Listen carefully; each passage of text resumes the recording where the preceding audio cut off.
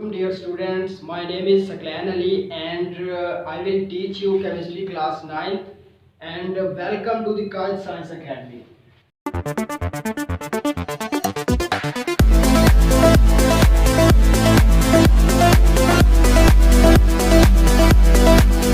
तो आज सबसे पहले क्या सीखना है, केमिस्ट्री क्या होती है। The branch of science which deals with the composition, structure, properties and reactions of matter. तो इसे क्या कहते हैं, केमिस्ट्री। ठीक है, वैसे साइंसेस की बहुत ज्यादा ब्रांचेस हैं, उनमें से केमिस्ट्री एक है।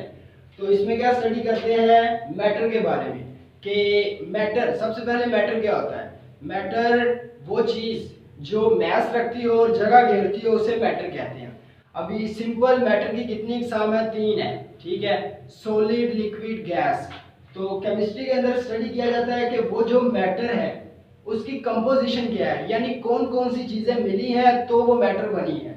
उसके बाद स्ट्रक्चर क्या है कि वो जो मैटर है वो बनी कैसे हुई है।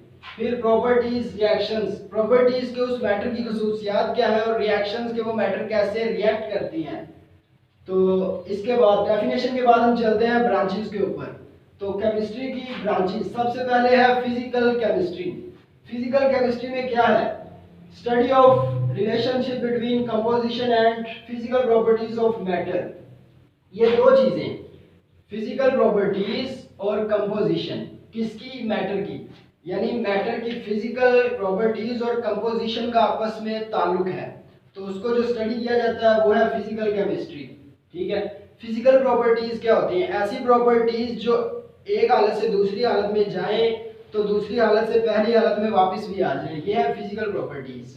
ठीक है, इसके अलावा अगर इसकी एप्लीकेशन देखें फिजिकल केमिस्ट्री की, तो स्ट्रक्चर ऑफ एटम्स, के एटम्स कैसे, किस तरह के बने हुए हैं। ठीक है, ये स्टडी किया जाता है। इसके अलावा स्टडी किया जाता है कि जो गैसेस, लिक्विड्स और सॉलिड्स हैं इनका बिहेवियर कैसा है, इनका बर्ताव कैसा है।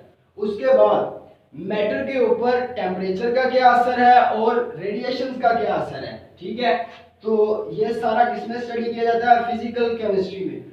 उसके बाद हमारे पास दूसरी जो ब्रांच है वो है ऑर्गेनिक केमिस्ट्री। ऑर्गेनिक केमिस्ट्री में क्या स्टडी किया जाता है, covalent compounds of carbon and hydrogen and their derivatives, यानी कार्बन और हाइड्रोजन पे जो कंपाउंड्स मुश्तमिल हैं उनकी स्टडी को ऑर्गेनिक केमिस्ट्री का नाम दिया जाता है। अब डेरिवेटिव क्या होता है, ये आपके सामने एग्जांपल लिखी हुई है। ठीक है, ये है प्योर कंपाउंड, प्योर ऑर्गेनिक या प्योर हाइड्रोकार्बन। ठीक है, लेकिन जब एक हाइड्रोजन उतर जाए और उसकी जगह दूसरा आ जाए, ठीक है, तो वो होता है डेरिवेटिव। ये चीज डेरिवेटिव है किसकी, इसकी। ठीक है, अब जो ऑर्गेनिक कंपाउंड्स होते हैं वो नेचुरल भी हो सकते हैं और आर्टिफिशियल भी हो सकते हैं। नेचुरल वो जो नेचर में बनाए हैं और आर्टिफिशियल वो जो इंसानों ने बनाए हैं लेबोरेटरीज के अंदर।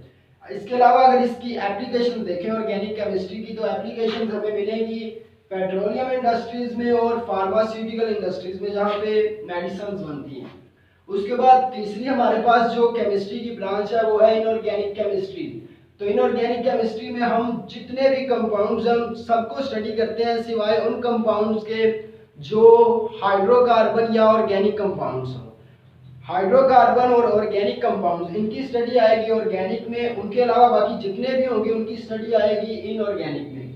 अब इनऑर्गेनिक कंपाउंड्स मैंने आपके सामने ये लिख दिए हैं, सल्फ्यूरिक एसिड है, कार्बन डाइऑक्साइड गैस है और अमोनिया गैस है, ये इनऑर्गेनिक कंपाउंड्स है। तो इन तीनों की स्टडी या इनके अलावा और जितने भी कंपाउंड्स हैं उनकी स्टडी इनऑर्गेनिक केमिस्ट्री में होगी।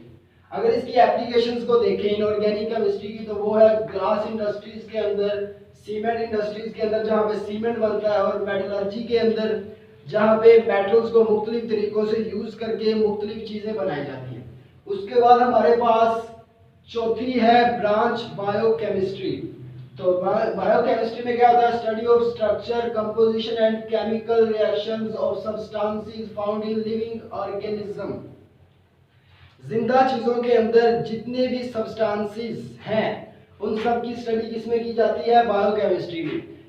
यानी कंपोजिशन के वो चीजें, कौन कौन सी चीजें मिली है तो वो बनी है। केमिकल रिएक्शंस, यानी वो जो चीजें हैं वो इंसानी जिस्म के अंदर या ऑर्गेनिज्म के अंदर कैसे आपस में रिएक्ट कर रहे हैं। यहाँ पे मैंने कुछ वो उन सब्सटेंसेस के नाम लिखे हैं जो जिंदा चीजों के अंदर पाए जाते हैं, जिस तरह के कार्बोहाइड्रेट्स हैं, प्रोटीन्स हैं, लिपिड्स हैं, न्यूक्लिक एसिड्स हैं। ये सारे के सारे वो कंपाउंड्स हैं जिनको स्टडी किया जाता है बायोकेमिस्ट्री में। बायोकेमिस्ट्री की अगर एप्लीकेशंस को देखें तो वो फील्ड्स ऑफ मेडिसिन की फील्ड के अंदर है, फूड साइंसेस के अंदर है, एग्रीकल्चर साइंसेस के अंदर है। तो अब हम चलते हैं अगली ब्रांचेस की तरफ। स्टूडेंट, अब जो अगली वाली ब्रांच है वो है इंडस्ट्रियल केमिस्ट्री। तो इंडस्ट्रियल केमिस्ट्री में क्या होता है? Study of manufacturing of chemical compounds on commercial scale, यानी तजारती पैमाने पर हम ऐसे कंपाउंड्स बनाएं, ठीक है, केमिकल कंपाउंड्स, तो उनकी स्टडी को क्या कहते हैं? Industrial chemistry. अभी ये मैंने कुछ केमिकल लिखे हैं जो कि हैं रॉ मटेरियल के तौर पर इस्तेमाल होने वाले, जिस तरह के ऑक्सीजन की तैयारी, क्लोरीन, नाइट्रिक एसिड, अमोनिया की तैयारी, ठीक है। ये है बेसिक एलिमेंट्स। तो ये जो बेसिक केमिकल्स हैं इन्हें बाद में इस्तेमाल किया जाता है फर्टिलाइजर्स बनाने में, सोप इंडस्ट्रीज में, पेंट्स और पेपर वगैरह बनाने में, ठीक है। तो उसके बाद जो हमारे पास ब्रांच है वो है न्यूक्लियर केमिस्ट्री। न्यूक्लियर केमिस्ट्री में हम क्या स्टडी करते हैं? Radio activity, nuclear processes and properties. Radio activity क्या होती है कि कोई भी एलिमेंट जो रेडियो एक्टिव है वो रेडिएशन खारिज करता है, तो उसकी स्टडी को हम किस में स्टडी करते हैं? न्यूक्लियर केमिस्ट्री में, ठीक है। अगर इसके जो एप्लीकेशन देखें तो वो है medical treatment, preservation of food, production of electricity, ठीक है। यानी मेडिकल ट्रीटमेंट भी न्यूक्लियर केमिस्ट्री में ही आता है, यानी हम मुख्तलिफ रेडिएशन को इस्तेमाल करते हैं मेडिकल ट्रीटमेंट के लिए। इसके अलावा फूड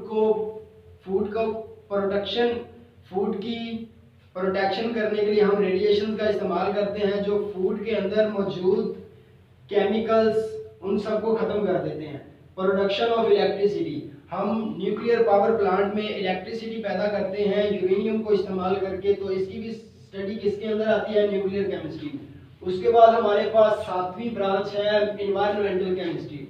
इसके अंदर हम क्या करते हैं? Study about components of environment and the effect of human activities, यानी माहौल के अंदर जो कंपोनेंट्स हैं, जिस तरह के हवा है, पानी है, रोशनी है, ठीक है, इनकी स्टडी, और इसके अलावा इंसान का उसके माहौल पे और माहौल का इंसान पे क्या असर है, ये सारा स्टडी किया जाता है एनवायरमेंटल केमिस्ट्री में।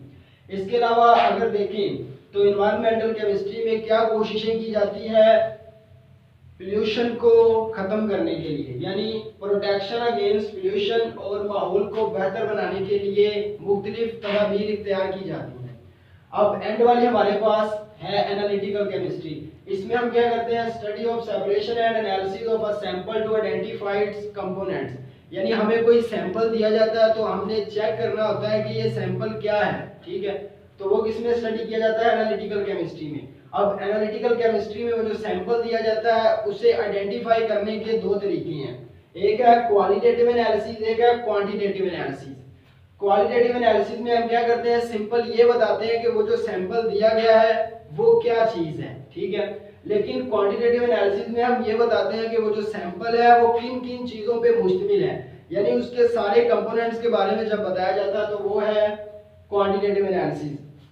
तो स्टूडेंट, ये था हमारा आज का टॉपिक। तो अगर आपको ये वीडियो अच्छी लगे तो इसे सब्सक्राइब करना है और अपने दोस्तों को भी बताना है कि ये वो वीडियो देखें, ये उनके लिए बहुत ही बेहतर होगा। इंशाल्लाह हम हाजिर होंगे एक अगली वीडियो में एक नए टॉपिक के साथ। तब तक के लिए अल्लाह हाफिज।